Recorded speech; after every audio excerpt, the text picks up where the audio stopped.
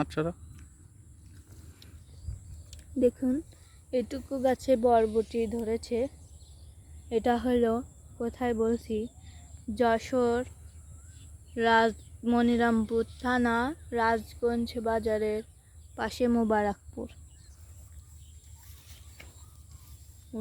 বিশ্বাস পাড়া। অনেক খেতে ভালো এইগুলা।